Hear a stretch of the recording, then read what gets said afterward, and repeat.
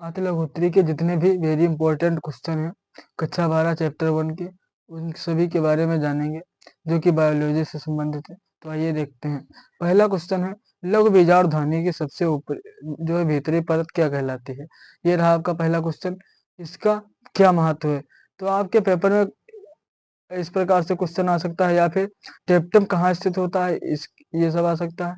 इसका क्या कार्य है, या फिर परागकोश के परागकण किससे भोजन प्राप्त करते हैं। ये रहा क्वेश्चन। फिर ये जो है तो आप देख सकते हैं 2022 और 2023 में आया है। सेट कौन सा है, तो सीएम सेट है। तो इसके बारे में मैं आपको बताऊंगा। तो आइए देखते हैं कि लघु बीजाणुधानी की जैसे सबसे ऊपरी परत होती है, सबसे भीतरी परत, सॉरी, जो लघु बीजाणुधानी की सबसे भीतरी परत होती है जो अंदर वाली, उसे टेप्टम कहते हैं, यानी कि टेप्टम कहलाती है। तो टेप्टम क्या होता है, तो लघु बीजाणुधानी की सबसे भीतरी परत टेप्टम कहलाती है। इस परत की जो कोशिकाएं होते हैं वो विकसित होते परागकणों को पोषण प्रदान करती हैं, यानी जो उसमें जो है तो परागकण विकसित हो रहे होते हैं उनको पोषण प्रदान करने का काम करती हैं टेप्टम कोशिकाएं। इसके बाद में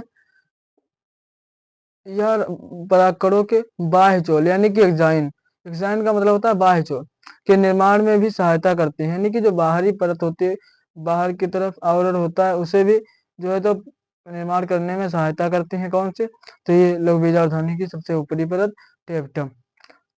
तो आप समझ गए होंगे। इसके बाद में जो दूसरा हमारा क्वेश्चन है वो है, पुष्प में दल का क्या कार्य है। तो पुष्प में दल का कार्य क्या होता है उसके बारे में जानेंगे। और मैं आपको ऐसे क्वेश्चन बताऊंगा जो कि आने वाले हैं या फिर कई बार आ चुके हैं। ये आप देख सकते हैं, ये जो है 2010 और 2022 में आ चुका है। ये वेरी इंपॉर्टेंट क्वेश्चन है। तो इसका आंसर है, पुष्प में दल, दल को इंग्लिश में पेटल बोलते हैं, पुष्प का सर्वाधिक आकर्षक भाग है जो अपने रंग, सुगंध आदि द्वारा परागकर्ताओं को आकर्षित यानी कि अट्रैक्शन करने का कार्य करता है। यानी कि जो परागकण होते हैं उनको आकर्षित करने का कार्य जो है तो दल करते हैं, यानी कि पेटल्स करते हैं।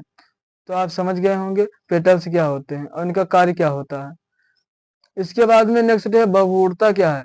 बभूरता जो कि आप देख सकते हैं 2011, 2014, 2015 में लगातार 3 बार आ चुका है, इसीलिए इसकी संभावना है कि ये आ सकता है इस बार। तो इसका आंसर क्या है, तो एक बीज में एक से अधिक भ्रूण होने को बहुरूणता कहते हैं। बहुभ्रूणता, बहुभ्रूणता से ही आप समझ गए हैं। बहु का मतलब बहुत, एक से अधिक, भ्रूणता का मतलब कि है भ्रूण।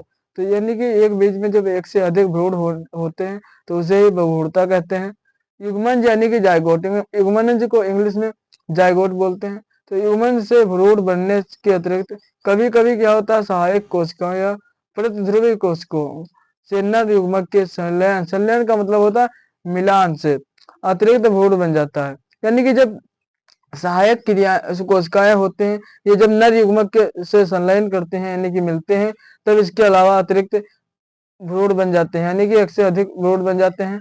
तब भ्रूण भ्रूण कोश के बाहर स्थित कोशिकाओं से भी क्या है विकसित हो सकते हैं। कभी कभी बीजांड में एक से अधिक भ्रूण कोश होने से बहुभ्रूणता विकसित हो जाती है। कभी कभी क्या होता है, जब बीजांड होते हैं तो एक से अधिक जब हो जाते हैं तब क्या है भ्रूण कोश के होने से जो है तो बहुभ्रूणता विकसित हो जाती है, यानी कि बहुभ्रूणता हो जाता है। तो आप समझ गए होंगे कि बहुभ्रूणता क्या होता है। जो कि मैंने बताया कि एक बीज में जो है तो एक से अधिक जब भ्रूण होते हैं उसे ही बहुभ्रूणता कहते हैं। आपको अच्छे से समझ में आया हो।